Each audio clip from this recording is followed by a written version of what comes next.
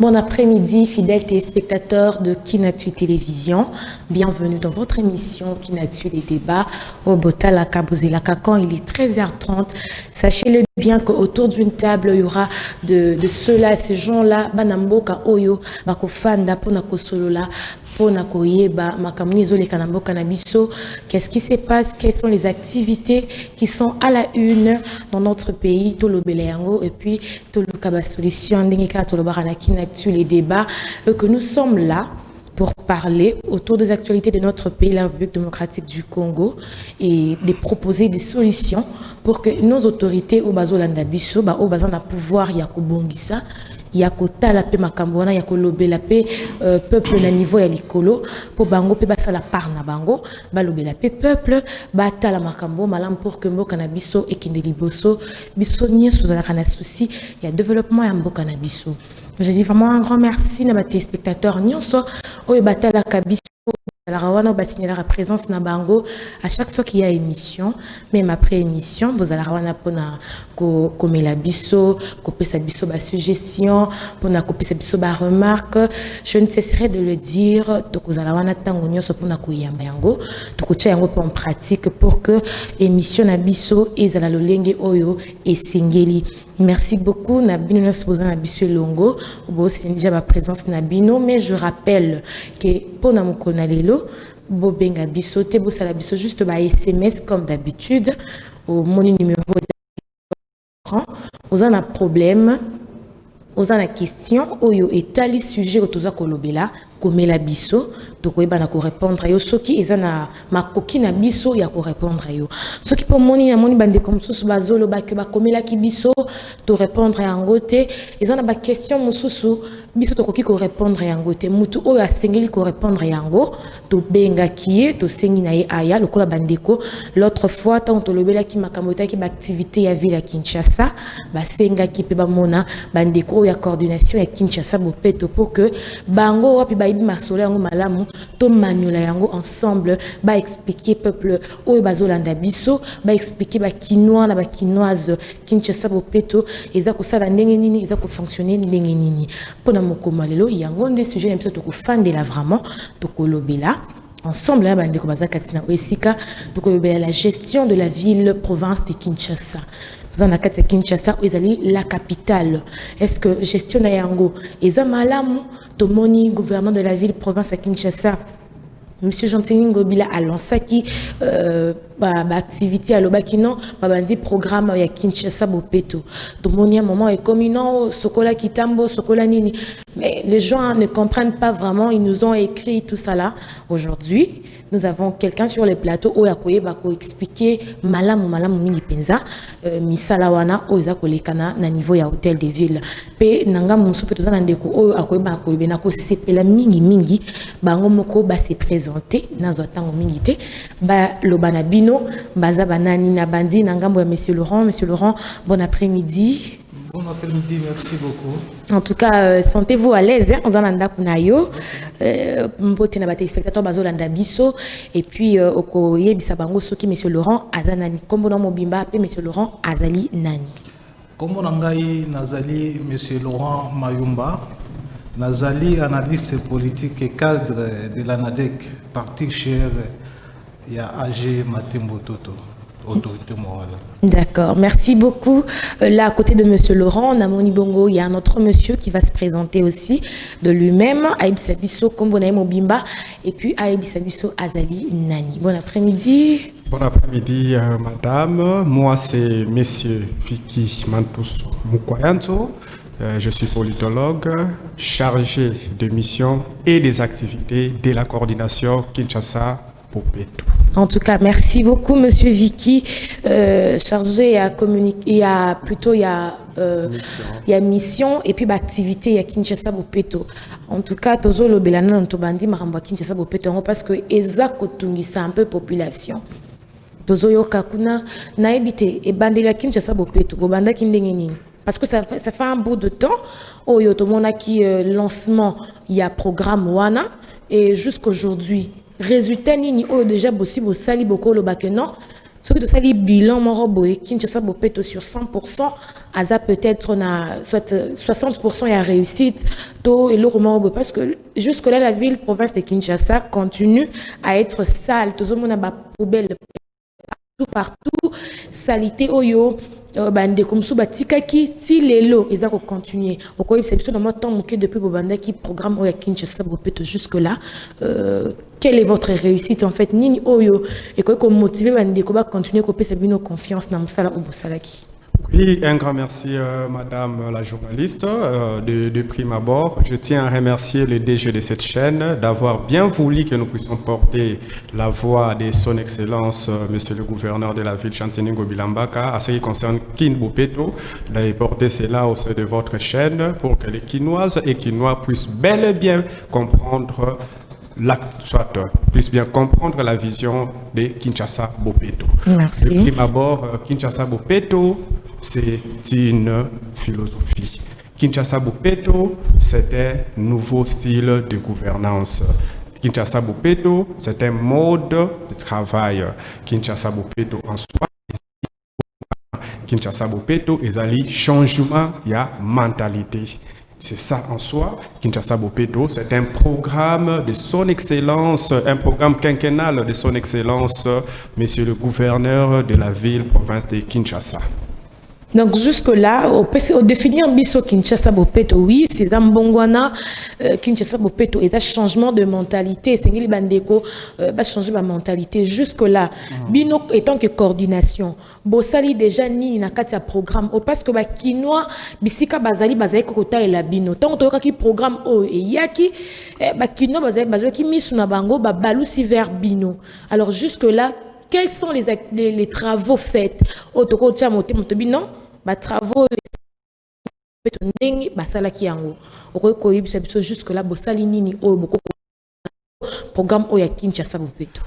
Oui, un grand merci. La Bible a dit ceci, mon peuple périt faute de connaissance.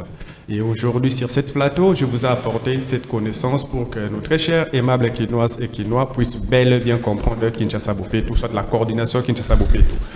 Lorsque son Excellence, Monsieur le Gouverneur de la ville, a eu ce siège-là en tant que gouverneur, il a été voté par le membre de députés provinciaux, il a lancé ce qu'on appelle le programme Kinshasa Bopeto. Après, il a eu à créer ce qu'on appelle la coordination Kinshasa Bopeto, qui est bel et bien assumée par son Excellence, M. Germain Poundou Bombanta, qui est coordonnateur provincial. Il a aussi mis un adjoint au nom de Placide Kassanda, qui est l'adjoint coordonnateur provincial de Kinshasa Bopeto.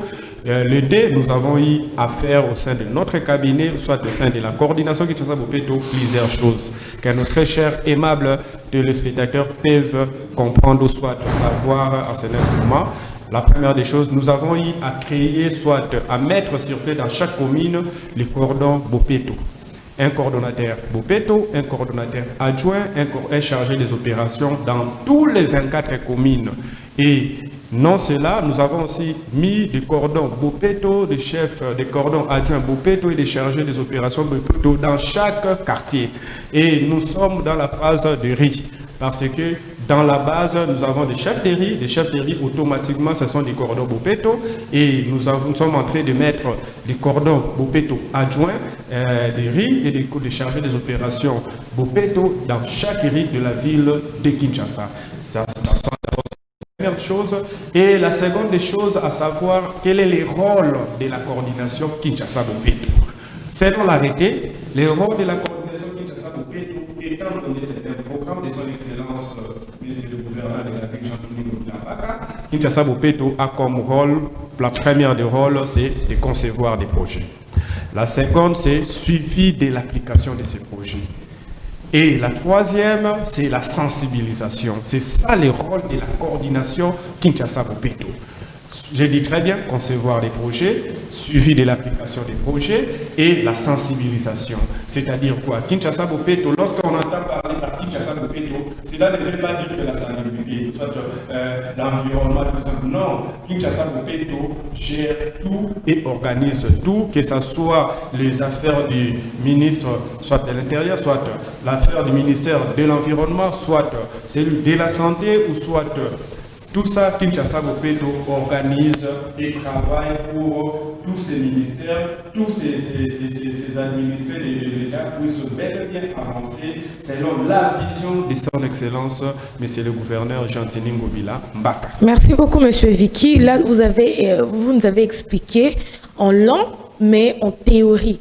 Parce que nous, on veut voir la pratique. Et tant que ceux de Kinshasa, on va revenir avec vous. Rapidement, je passe chez Monsieur Laurent. Monsieur Laurent, aïe, bisabiso, et tant que Kinois. Monsieur Laurent, ozo vivre na kati ya Kinshasa, Kinshasa na biso. Ozo vivre awa banda ko vivre na Kinshasa na biso banda ba ane ebele. Est-ce que changement ezali depuis balancer programme o ya Kinshasa Bopeto to bosoto ezako botama seko botama. Bon, Yaliboso, nous remercier Mwana Mboka, premier citoyen de la ville de Jean-Tini Ngobila Mbaka, pour un projet naé où a sali na 5 ans naé ko sala Kinbopeto.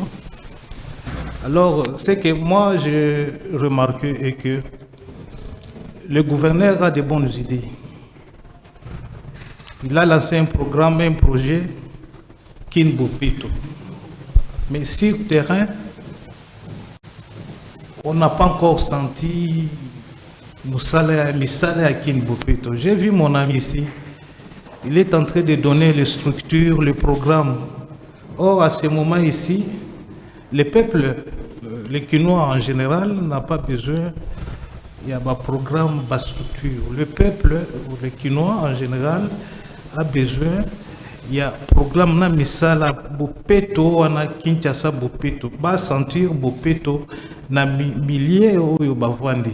Et jusque là on peut sillonner ba commune belé à l'exclusion ya Gombe. Mais na Gombe il y a des coins là où assainissement à ville les eaux salées ma bien ce qui na Bumbu Mawatro, ce qui na Selema Mawatro, ce qui na Masina Kingasani Bandalungwa, même lingua là où comment qui koya propre na barumuna commune à Kinshasa au moins ba sachet na nzela. Ce qui est na nzela au bandomuna ba sachet, c'est pour dire que eza programme na nous sur terrain ba kinoa bazo sentir ango vraiment.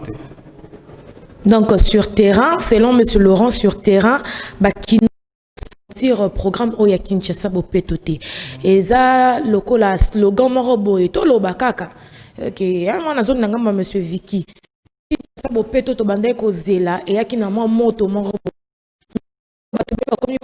Kinshasa Bopeto eza slogan parce que tous au monde a activité et zéro ça les maté. Yo étant que chargé il y a mission puis il y a activité il y a coordination Kinshasa Bopeto et c'est biso activité nini oyo bosi bosali et si kani esi bosali Bopeto oyo et permettre que bande comme sous peut ah et si ka boye basala ki Bopeto et si ka basala ki Bopeto expliquer bande ko bazota la biso ba comprendre activité nini aussi bo mettre en place oyo sali musala na yango.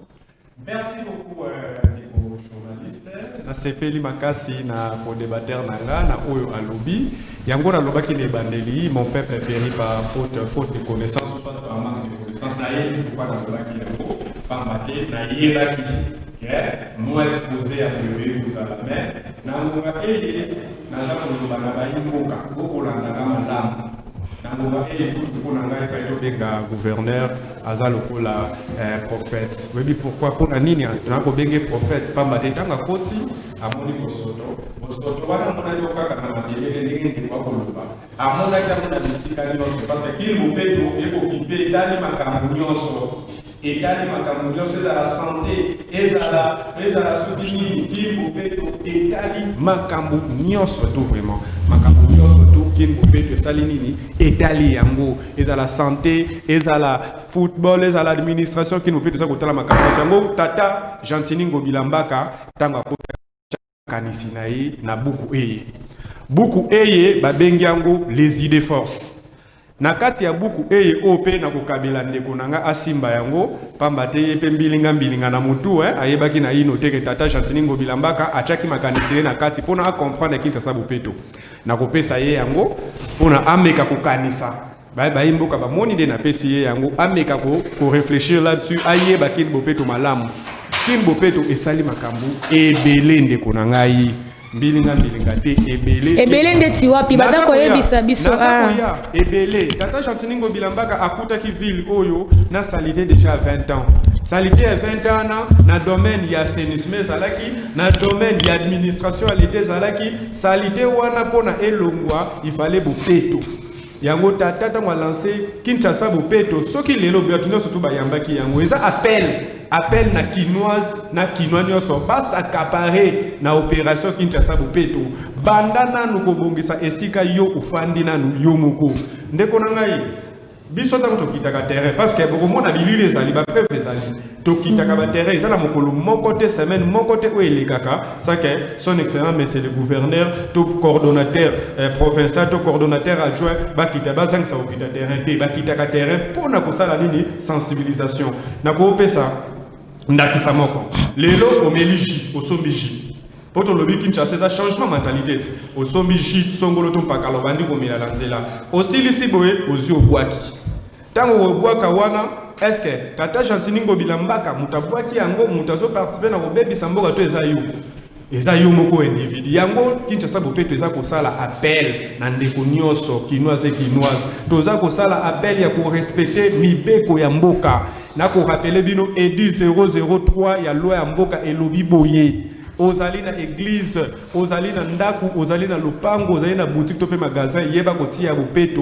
10 mètres aux alentours esika na yo pe ya devanture na yo bandeko mingi bazana magasin bazana ba boutique ba terrasse na bango ezali boucher liboso na bango yeba ke l'état ezali tango toko leka kosala musala ezala na ba rond-point nga bato kita na ko pesa bino exemple papa Chantiningo Bilambaka azana besoin ya kotia nzela ya elengesa exemple kaka na pesa nzela elengesa abandik lancement ya pamba tala bandeko ne bayambaki tozana ba image wana je crois light Moutange à la régie oko bon c'est la bisongo bandeko babete ki maboko pona bamoni quand même que volonté ya musala ezali yango na koloba kini bopeto tango tata Chantiningo Bilambaka a lancé programme wana na ye moko akokoka yango te na cordon Germain Pundu Bombanza o asa simbi coordination Kinshasa bopeto asa cordon provincial na ye moko okokate na cordon adjoint ezali Sido Placide Kasanda akokoka yango ye moko te yango Kinshasa bopeto ezali appel na conscience ya kinoise pe kinois nyoso esika yo ozali yeba kotia bopeto na esika na yo ebandi na ndako na yo toilette na yo feza la bopeto epa na yo liboso na ofeza la bopeto esika no zo kotambola tia nini bopeto okomona ke mboka oyo kokoma nini bopeto de na sens wana ndeko nanga musala ezali kosalema soko leki na lingeni la année où il est cas des ans où il est cas ezalaka bongo te ndenge komi wana zwata 18 février okomona ke komi kitoko bopeto musala eza kosalema tango musala eza kosalema foko lo musala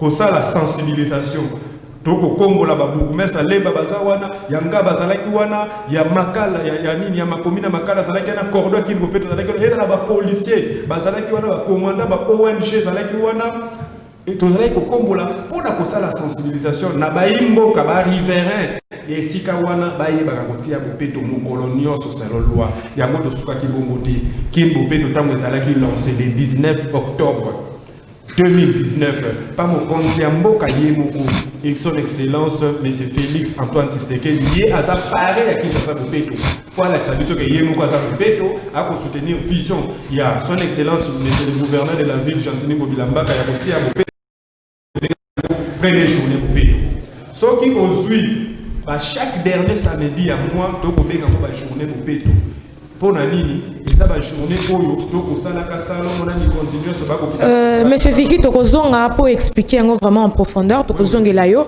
on a moni monsieur Laurent pas na maloba na ngambu pona ko compléter oyo ndeko Vicky alobi ndeko a démontrer yo sala bango bato Kinshasa bopeto bazako sala musala na bango yo tanga tuma ba komino moko lobaki ono bine soko ke na bumbu okuta salite soko ke boy ya la ki so bi soko ke pe na limité okuta pe basali pe ba misala na bango à se défendre un mot là-dessus poto les kana makamosusu ba question mususu toza nango 4-4 na wesika ngai nalingi na la kisande koki alobi kin bopeto eza na ba secteur nyonso. Je peux dire que le secteur sécuritaire, il faut Pékin parce qu'il a démontré ça projet est bien. Quand on a auto remercié M. le premier citoyen de la ville pour une idée à Malam, idée wana isa Malam. Mais biso bakinois to comprendre que nous isa cop parce que chaque gouverneur azoya na cop naï pour batunaye ba se retrouver. Mais to sentir que non gouverneur oya utoya asali cop naï a se retrouvaka batunaye ba se retrouvaka parce que il a lancé les travaux Yakin Bopeto. Est-ce que suivi ezali? Mais soit tu équipe moko a suivi sur terrain là jour mususu nakoya biso, moi je suis sincère. Même ba collaborateurs on a travaillé na bango na ebisaka bango vérité. Jour mususu mona nakoya awa to sale mission na ebiso kino nazo remercier gouverneur pour na Kinshasa Bopeto ikoti na Kinshasa na ba secteur nyonso. Non seulement ba secteur ya santé hygiénique ba secteur nyonso. Parce que les locaux ibsangai na moni ba policier moko bazo kangabana ba garçon de 18 ans 20 ans na maman moko aza autizando aza pas même pas na 1000 francs ya kofuta mande ya bakangi. Mais hôtel aux alentours il y a la police wana ba policier mususu bazali balati kashinete et puis mutu mususu azo le kaliboso na bango alati kashinete. Donc musala kin Bopeto so ekoti vraiment tina kati ya service nyonso ya commune ya hôtel de ville et puis savoir vivre manière nini policier koki ko aborder mutu soki azana kashinete. Donc là je dirais que non vraiment na projet moi na mboka Gentilingo Bila vraiment na ko remercier mingi mais ameka kotala makambo na bakashine mingi parce que congolais azanyamate kino azanyamate mbala moko bo alate kashinete. Moi j'ai vu des policiers même bazo bata masima batu bazo cibler bato so na kangi muto yo so na kangi vraiment ye ana moni azana mbongo na poche ko libérer mais mutu mususu azo leka moni ça c'est un pauvre so na kangi pour na kashine ako libérer te. Tu vois tokosuka wapi na makambo ya kashine. Donc policier azala na culture morale ya ko zala prena population ko expliquer ye utilité ya kolata kashine. La police n'a pas vraiment la mission seulement d'arrêter bafuta amende. La police a aussi l'obligation d'expliquer à la population. Population a ennemi à la police. D'expliquer à la population nécessité ya kolata kashine. D'abord à comprendre que so lati kashine oko s'épargner na maladie belé non seulement coronavirus mo pepa mabe koti mingi pour na monde de baby oko reçoit pe maladie mususu o isa coronavirus. Donc par là on y a que gestion il y a vu la Kinshasa et ça dans malamuti. Et ça dans instable. Oui, gestion à ville à Kinshasa. Et puis tozo bundandenge mwana mboka auto lela a mingi to tia gouverneur na biso maboko et na ba séminaire ya ko organiser na population et to participer pe biso pe to participer pour na ko accompagner gouverneur et ville à Kinshasa à réussir na mission na yi.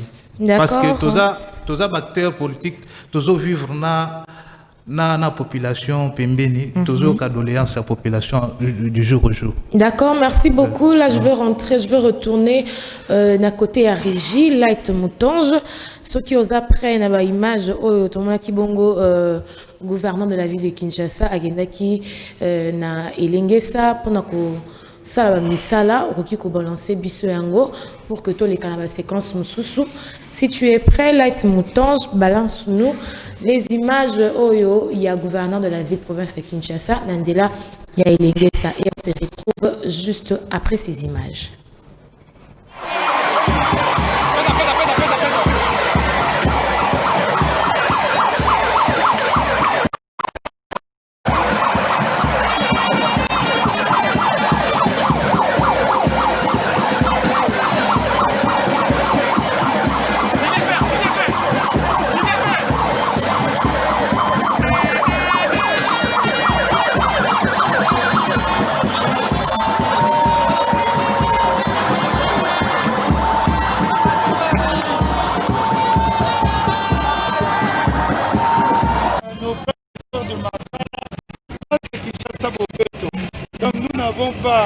trop parler, nous avons apposé des actes et le gouverneur Jean-Denis Ngobila, depuis qu'il a été à la tête de cette province, il n'y a aucun jour qui passe sans qu'il ne parle de Bopeto, sans qu'il n'agisse sur sa vision qui chasse Bopeto. Les Quinois et Quinois commencent à comprendre petit à petit. De longue peine, nous ne venons pas avec la démagogie, nous venons avec le travail. Petit à petit, changement de mentalité, nous allons réussir le grand pari que le chef de l'État a lancé le 19 octobre à Bakayaou, à Bandar. Monsieur le coordinateur, une dernière question. C'est une bonne argument. Nous inscrivons, comme on a mis à l'Assemblée, mais il faudrait que les Quinois aient les bonnes habitudes. Vous avez bu de l'eau, mettez à la poubelle. S'il n'y a pas de poubelle, ramenez chez vous, mettez à la poubelle de la maison. Mais si nous jetons partout, regardez ces caniveaux. Toutes venues seules. Ce sont nos frères et sœurs qui jettent là. Et après on dira, il faut vider les caniveaux. On vide les caniveaux parce que nous-mêmes, on a rempli ces caniveaux. Ça va coûter cher à l'État de faire ce travail. Les caniveaux bouchés, ce sont les moustiques, ce sont les maladies qui se rapprochent de nous. Nous devons nous approprier notre ville et faire en sorte que la ville reste propre. Les devantures, comme vous voyez, comme de sa devanture. Liboso lopango nayo, kombola, kozela l'État te, changeons de mentalité. Yango na vision. Merci beaucoup, monsieur. En tout cas, merci beaucoup à Light Montange pour ces images. Wana tote kolanda bongo ezaki descente ya Jean-Denis Ngobila nandela ya elengesa elongo na bandeko ya coordination ya Kinshasa Bopeto o auti koloba wana tomoni ezaki bongo le coordonnateur provincial ya opération Kinshasa Bopeto monsieur Germain Pundu Bomanza wana ezaki bongo maloba oyo alobaki a réconforter ki pe population bandeko o bazosala ba misala ba ebaki omeli eloko na yo osayi sachet na yo yeba esika ya koboka yango yana kati na ngambo ndeko Viki boza ko sensibiliser batu bozo sensibiliser population soki mutu asali bosoto abwaka yango na esika esengeli bino moko tant que coordination Bopeto ba corbeille ya poubelle ezalité yebisanga na bimaki na meli moi jus na ngai to na meli moi mai na ngai na bandi ko tambola nzela mo manazo kende papa hein monsieur Laurent faut comprendre nganazo tambola pour corbeille à poubelle ezalité siko yebisanga na tambola na bosoto yango kino wapi oyango monaka ebele ya bato basalaka boye soki omoni que ameli moi jus na eto nini amoni corbeille à poubelle te abwaki na caniveau parce que corbeille à poubelle ezalité qui Bopeto bino boza na coordination. Pourquoi pas qu'on disponibiliser au ezali bongo ba corbeille à poubelle pour faciliter la population la compréhension que ceux qui n'a meli jus na tamboli moi quelques mètres na moni corbeille à poubelle na boaki bozo faciliter population té bozo sala ndengeni bozo kanisa lo lenge kani pona ba corbeille à poubelle pona ko sunga pe population atia ko boka bosoto na kati ya ba caniveau.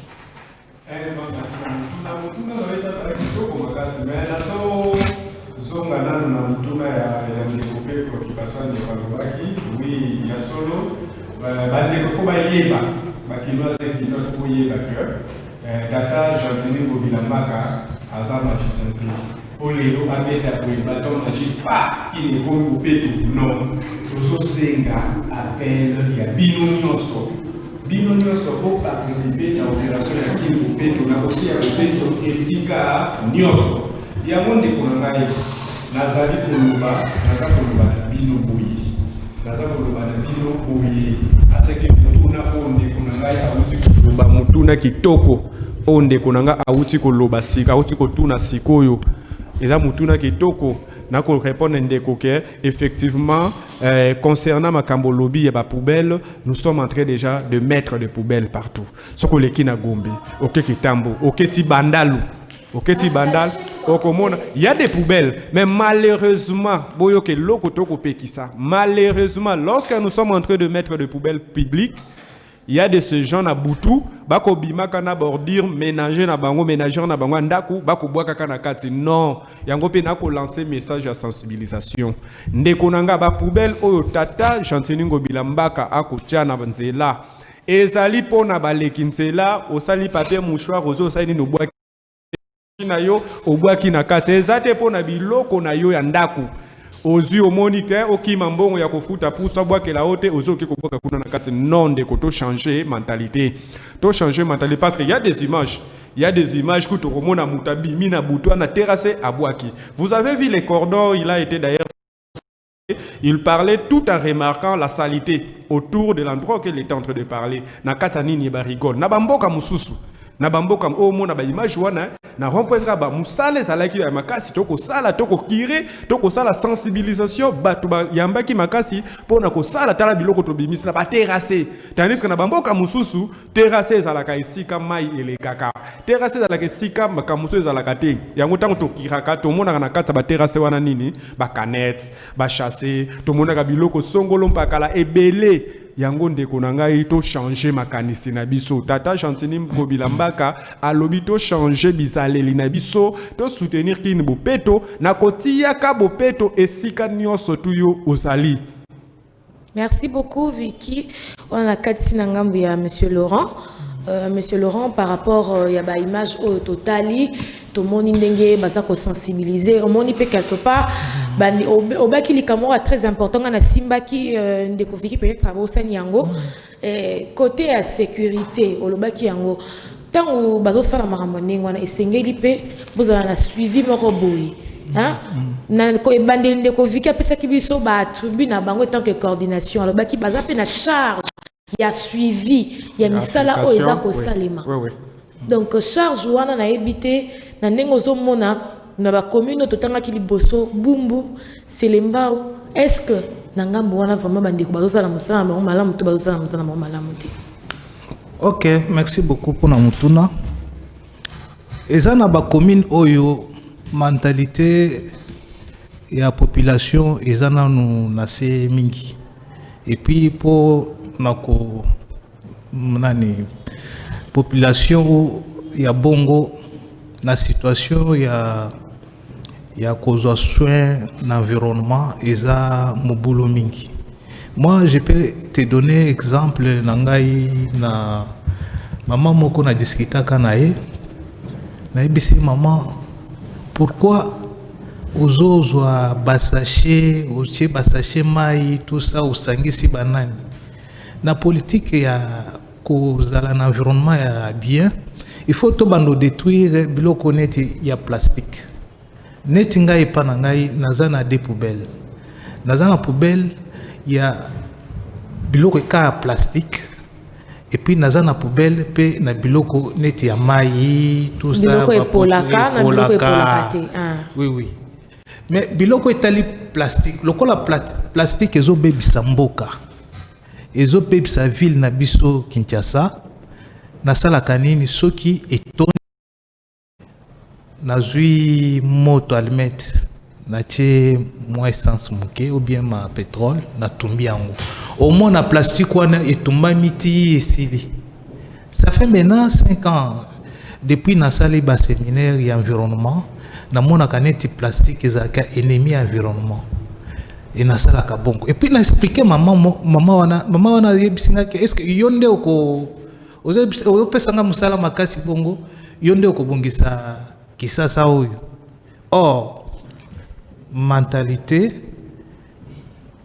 o na utoloba wa ki mentalité ya population na biso mususu eza na semingi baza pembeni te po ba comprendre politique ya ko bwaka biloko na nani quel genre bwaka na est-ce que ville ya Kinshasa esali étude pour na ko séparer o eza biloko ya plastique bocha boye parce que na ba ville mususu tozomona biloko ya plastique bazo cha boye biloko o balobi ya o ezopola bazo cha boye ba papier bazo cha boye mabende bazo cha boye. Mais je ne pense na kolobande ko alobi awate il a alobi kaka ko bwaka biloko na poubelle en général mais à distinguer te Mais politique wana na moni il faut ezala pe na bakonzi coordinateur national et coordinateur ya Kinbope ya Kinbope tout et tout na ozomona pe azola kisabaka niveau biloko etonde eske akoki kolakisa en tant que coordinateur akoki kolakisa ngo bongo te parce que dans l'équipe on suppose qu'il y a une équipe de suivi il faut tango caméra ezolakisa et pe saka population faute te parce que population de azobwaka. Mais Azana toute une équipe de suivi. Il y a Kolokotabilo Koana Kochango na poubelle ou soit équipe Wanezate. Il y a un auto yebso que Kinbopeto eza solkan eza idée il y a bien il y a mon amboka. Mais bato oyo baza capable ya ko sala na ye musala wana suivi et puis ekomatinani na moni baza muke. Alors, peut-être ndengozolo bazali mais bazoko kate mais ce que je vous dis na programme nyonso comme un programme est bien mais lorsqu'il s'agit de recruter bazo recruter na ba incompétent bazuye batie place wana parce qu'il est proche il y a gouverneur ou parce qu'il est proche, il y a tel à recommander. Nde ozomona misale ba projet il y a kitoko belé amboka ezokende libosote parce que mode de recrutement eza mingi malamu. Eza malamu te. Donc ce qui programme il y a Kinshasa Bopeto eza ko marché te, on a selon de Laurent et eza été makanisi eza malamu.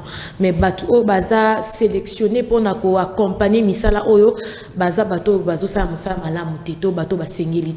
Nazongi na ngamba ndeko Viki bino bato boza ko kamba biso na programme o ya Kinshasa Bopeto bozo sala musala malamu te to boyebi na bino ndete bozo kokana bino ndete ba remplacer bino to basala ndengeni. Merci beaucoup Mutuna Noé Zali Penza kitoko makasi na komeka ko yanula na ndeko na ngai Laurent o aza pembe na ngai na ba préoccupation o lobby wana ezali un peu ba avis na ye. Mais quand même, na pesa kiyo mukanda wana idée force pona tango na suka émission eye ozo connaissance pour noye bakin mopeto malamu tango omoni mwana mboka son excellence Germain Pundu Bombanza akoloba ako sensibiliser batu batika ko bwaka biloko na terrasse ndenga la kisi wana terrasse batika ko bwaka boye po eza bizaleli mabe ko bwaka biloko na terrasse. Les habitants mabe tango mona ko sensibiliser, ako loba na ko lakisa ba geste ba fait o eza réel eza malamu makasi na ko PCP longonia. Na tout autour ya ndeko na ngai ndenga uti ko loba ke ye aswaka mingi ba plastique azikisi et na domaine environnemental eza malamu te. Eza malamu te parce que dans l'ère actuelle ba dépôt ya immondice ezali. Dépôt immondice ezali o bandeko toki ba lokoti biloko nazo ya s'il te plaît pardon nazo ya ba dépôt immondice ezali bandeko na biso ya raskin tango ba yaka ko zuwa ko lokota ba immondice nyonso wana ko sala nini ko kitisa yango ko sala o ba bengi tri parce que plastique oyo azobwaka wana oyo azozikisa na azobebisa wana lobilo yitoke ko sala nango ba pavé bo sotonio so oyo omona wana ndeko nanga bolanda nga malamu tokoki ko comme sango de leur pire okoki ko créer lango makambo ebele ya ndenge na ndenge pe koti sinkita na mboka yango nde fo politique wana nde tomemi na Kinbopeto ya koyeba ko orienter eloko na esika na yango to ko senga na ko beta mbela na ko senga na population kinoise nyonso tout à soutenir opération Kinshasa Bopeto. Kobwaka salité na balabala ezala omoni poubelle na yo wana te na sepela na ndeko moko to tamboye na bis ameli na ye mais aleka ki déjà poubelle aleke da poubelle ake nango tina poubelle ndako na bango ake osala nini ake kobwaka na kati na sepela ki na makasi bizaleli ya malamu nde to sala nini to betela maboko pe to encourager ya mabe to sala nini to tika parce que Kinbopeto tango nazoloba ezali mbongwana eza mbongwana ebandi na mental soki na kati na yo oyibaka te na kati na yo ozali peto na kati na yo ozali penza semba ozali kitoko makanisi malamu nyonso tu okolinga libanda na yo ebeba libanda no ezala salité non ezala na administration na yo na gestion na makambo nyonso ekozala nini bopeto nde tozali kosenga une gestion participative ya batunioso ya batunioso kinois pe kinois bo s'accaparer na opération kin bopeto eye sala salongo 10 mètres selon la loi ya devanture pe aux alentours esika na yo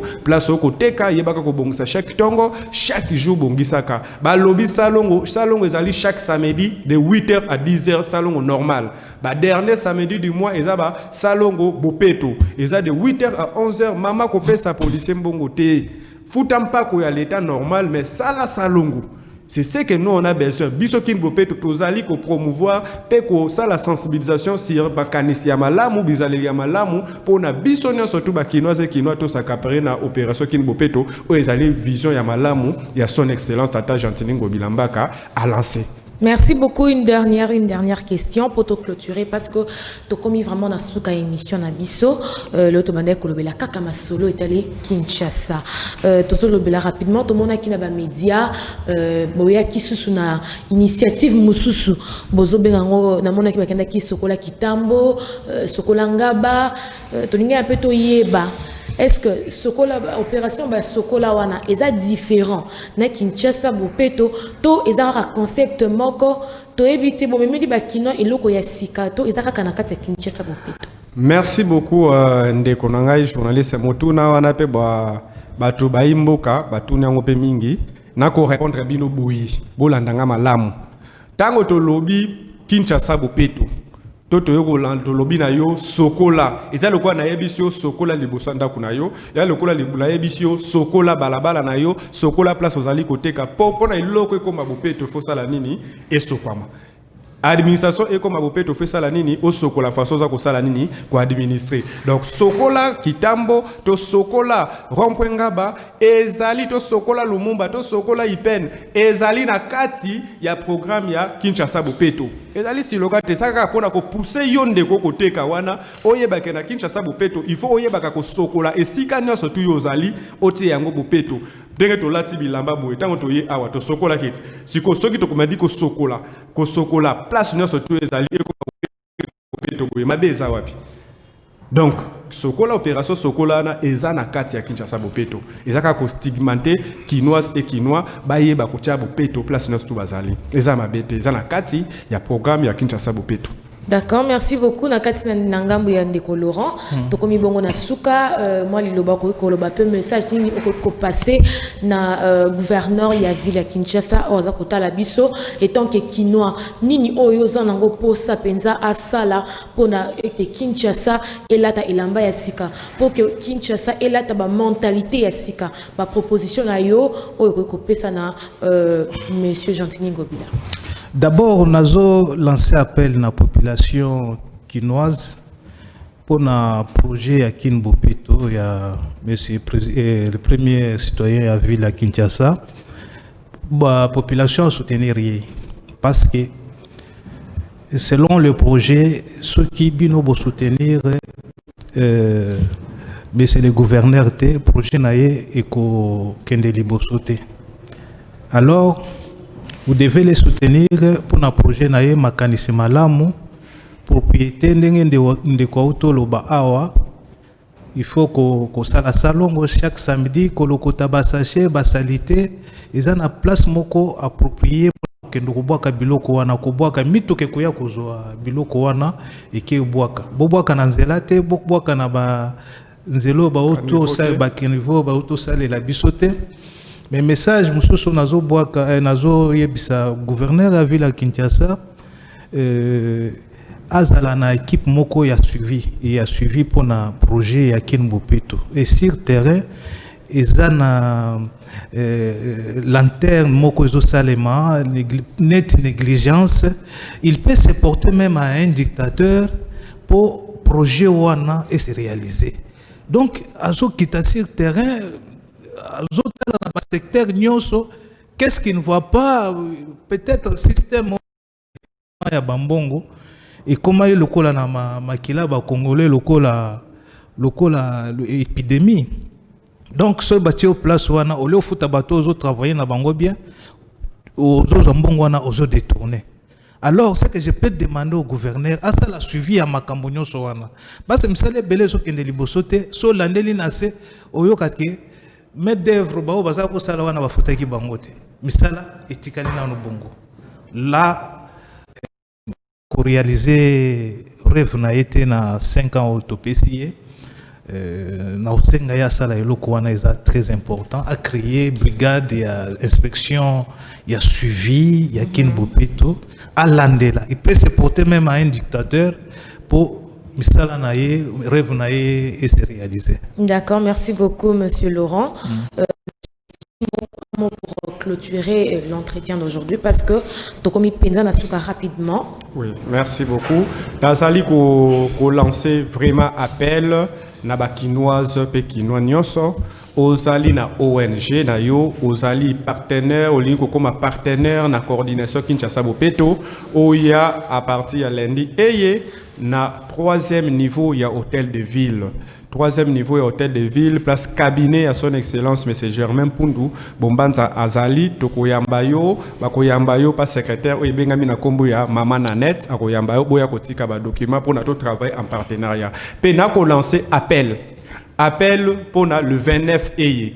Dernier samedi à moi ezali journée Bopeto général bisika nyonso yo ozali ndekonanga simba kombo bongise sika na yo simba pau bongisa terrasse na yo pendant ngonga de 8h à 11h chaque samedi de 8h à 10h mais dernier samedi du mois ezali 7e journée Bopeto bande konanga ba chef de riz ba chef de quartier ba cordon Bopeto nyonso tu à 24 communes to telema to ngengisa ville na biso ekoma Bopeto ndeti papa Bopeto ezali son excellence monsieur Jantiningo Bilambaka autopesi merci et longona coordonnateur provincial à Kinshasa Bopeto monsieur Germain Pundu Bombanza topesipe merci na coordonnateur adjoint Sido Kasanda yepe topesiye merci mingi na misala kitoko oyo bazali ko sala na ville à Kinshasa o etika les ali que bande ko na biso kinoise et kinois to s'accaparer na Kinshasa Bopeto to komisa yango une culture ya biso ya kokima bosoto mbindonkele mais ya kotia Bopeto isika nyonso. Merci.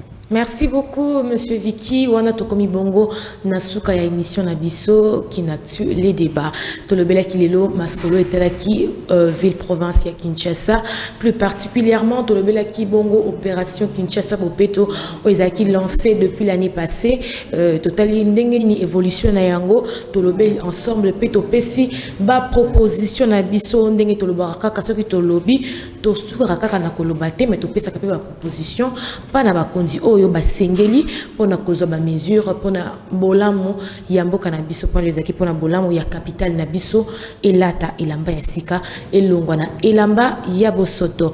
Merci beaucoup na bandeko nyonso balanda ki biso ba téléspectateurs nyonso oyo ba signaler ba présence na bango. Merci beaucoup. Tokozonga mbala ya sima poto continuer masolo yango parce que eza tellement likambo esengete de lango tango mingi pona kolobela tokozonga na ba émission zali koya pona kolobela yango. Merci na bandeko bandaki biso na mandaku. Merci na bandeko pe obandimi invitation na biso.